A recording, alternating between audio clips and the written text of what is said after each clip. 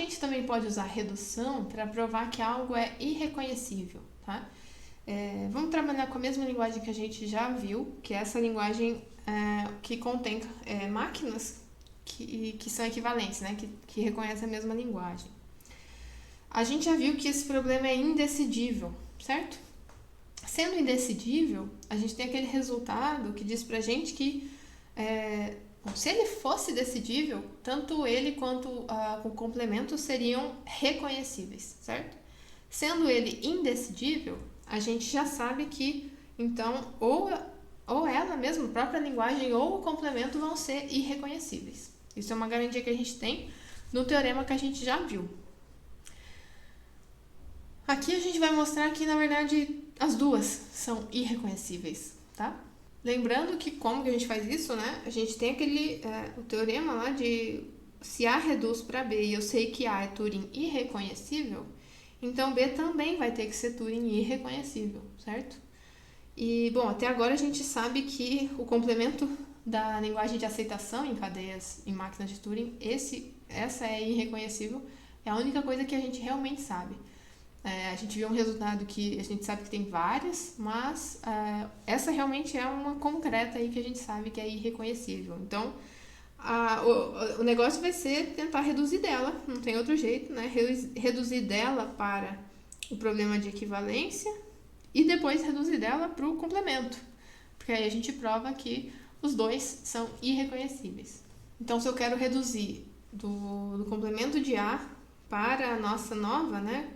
O que a gente precisa saber? Como usar algo que decida ou que reconheça essa linguagem aqui de equivalência para também reconhecer a nossa linguagem complemento de A aqui.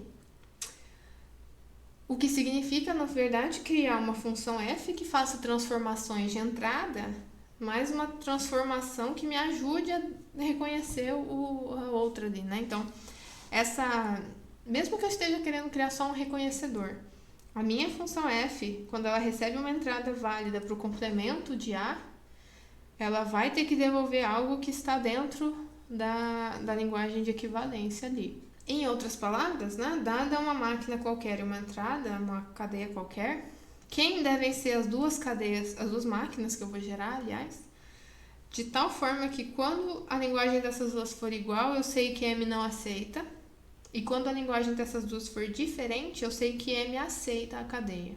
Então, eu vou receber como entrada uma única máquina e eu preciso criar duas que me ajudem a decidir algo com relação a essa primeira que eu recebi. Então, de novo, né? Eu poderia simplesmente copiar M e M aqui, mas isso não ia me ajudar, porque seria uma entrada válida, mas não ia me ajudar. Então, uma dica aqui é assim, entre M1 e M2, alguma delas tem que fazer algo relacionado com M. Em algum momento a gente vai ter que simular M sobre a cadeia W e verificar se M aceita ou não. A outra tem que ser algo bem controlado. Então, por exemplo, uma máquina que aceita tudo. Aí eu sei quem é a linguagem. A linguagem dela vai ser qualquer coisa gerada pelo alfabeto. Ou uma máquina que rejeita tudo. A linguagem dela é vazia. Ou uma máquina que rejeita tudo exceto pela W. Então, é uma máquina bem controlada, tá? Então, pode ter certeza que M1 ou M2, se a gente fizer desse jeito, uma máquina bem controlada, e aí a outra a gente faz relacionada com M, a gente verifica realmente o que M faz quando M recebe W, assim a gente consegue ter um pouco mais de controle aqui. Então, vamos ver o que está acontecendo aqui. Essa é a redução que eu estou falando. Então, eu vou receber um parzinho máquina e cadeia, né? E aí a primeira coisa que a gente vai fazer é construir uma máquina M1 que rejeita qualquer coisa que ela recebe e uma máquina M2 que ela faz algo com relação ao que a máquina M faz, né? Então, ela roda M sobre W e aceita se M aceitar W. Veja que a máquina M2 recebe qualquer coisa, só que ela nem mexe com aquilo. O importante para ela é o que M faz quando M recebe W, né? Então, o que a gente tem aqui? Se M1 rejeita qualquer coisa, a linguagem de M1 é vazia. E M2, qual é a linguagem de M2? A linguagem de M2 depende do que M faz em cima de W, concorda? Então, a linguagem de M2, bom, como M2 vai fazer exatamente o que M fizer sobre W, depende do que M faz sobre W. Então, na verdade, vamos colocar aqui, se M aceita W, o que significa? Que M2 vai aceitar qualquer coisa, porque ela aceita exatamente quando M aceita W. Então, a linguagem de M1 M2, né, nesse caso, vai ser qualquer coisa. Agora, se M não aceita W, então M2 também não vai aceitar nada, né? Então, a linguagem de M2 aqui vai ser vazia. Então, está bem definido também o que é a linguagem de M2, só que é algo bem independente da máquina M aceitar ou não W. Então, tem uma relação bem clara dessa redução que a gente está fazendo com a linguagem de aceitação, não é nem um complemento dela que eu estou fazendo aqui, tá? Então, a gente vai usar aqui o problema de aceitação porque ele é um pouquinho mais palpável. A gente sabe exatamente como ele é. Ele contém cadeias, né? Máquina e uma cadeia. O complemento dele é confuso. Então, a gente vai fazer uma máquina S para a linguagem de aceitação. Mas já vocês vão entender exatamente por que isso vai me ajudar, tá? Então, a nossa máquina S, né, vai receber uma cadeia, que é uma máquina e uma cadeia qualquer, que é uma entrada válida para o nosso problema de aceitação. A primeira coisa que ela vai fazer é computar, né, uma entrada válida para a máquina R, que é uma máquina para o problema de equivalência.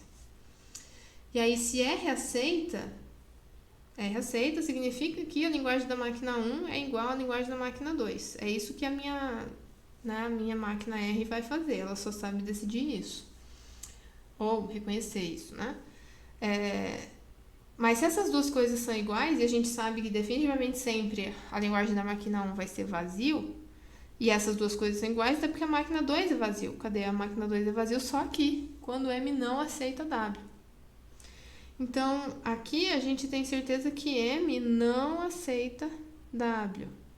Se M não aceita W, esse parzinho MW não está em A, né? Não está na linguagem de aceitação, então rejeita S, porque essa é uma máquina para a linguagem A.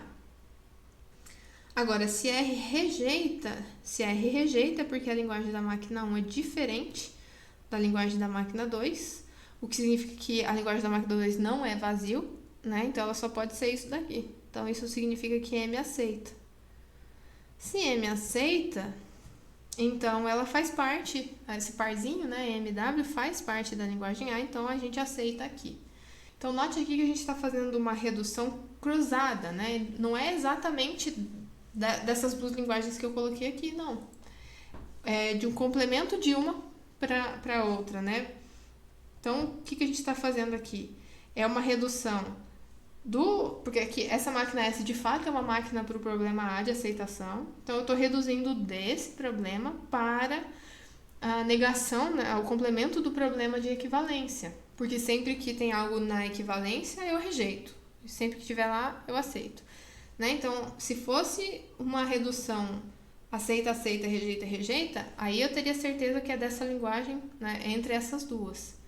Não é o nosso caso aqui. Então, a gente está fazendo, na verdade, uma redução da linguagem A para o complemento da linguagem de equivalência. Fazer uma redução de uma linguagem X para uma linguagem Y é o mesmo que fazer a redução do complemento das duas, certo? Então, essa redução aí, na verdade, é do complemento de A também para a linguagem de equivalência. Então, essa, como ela é Turing irreconhecível, essa também vai ter que ser Turing irreconhecível, certo? E agora a gente vai ver uma redução, agora sim, entre as duas linguagens, tá? Porque aceita, rejeita, rejeita, ok? Então, é uma redução da linguagem de aceitação para a linguagem de equivalência, tá? Então, a primeira coisa que a gente vai fazer é construir a redução em si, né? Que é uma transformação de entradas. Então, eu pego lá uma entrada válida para aceitação. Primeira coisa que a gente constrói é uma máquina que sempre aceita, certo? Então, ela aceita qualquer coisa. A linguagem da máquina 1 é qualquer coisa. A máquina 2, ela aceita se M aceita W. né? Então, ela continua com aquele mesmo esquema lá de cima. Então, se M aceita W, a gente sabe que a linguagem de M2 vai ser tudo, né? Porque ela vai aceitar tudo também. E se M não aceita, aí a gente sabe que a linguagem de M2 é vazia.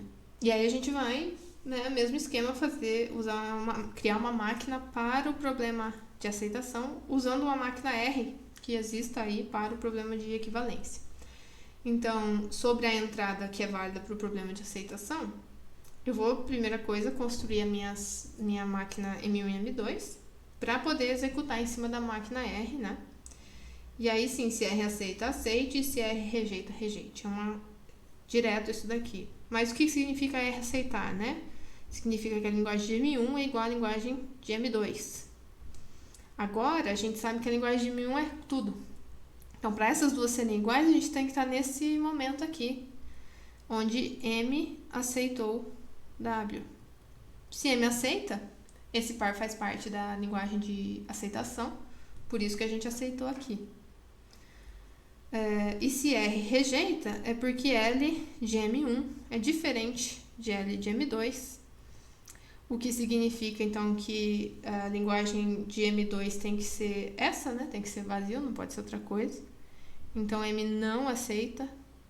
Se M não aceita W, a gente sabe que esse par não faz parte da linguagem A, então a gente rejeita em S. Então, agora o que a gente fez foi mostrar uma redução direta de ATM para EQ.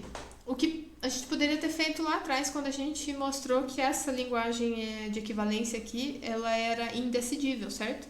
Essa redução aqui mostra diretamente que a linguagem de equivalência é indecidível, isso é verdade.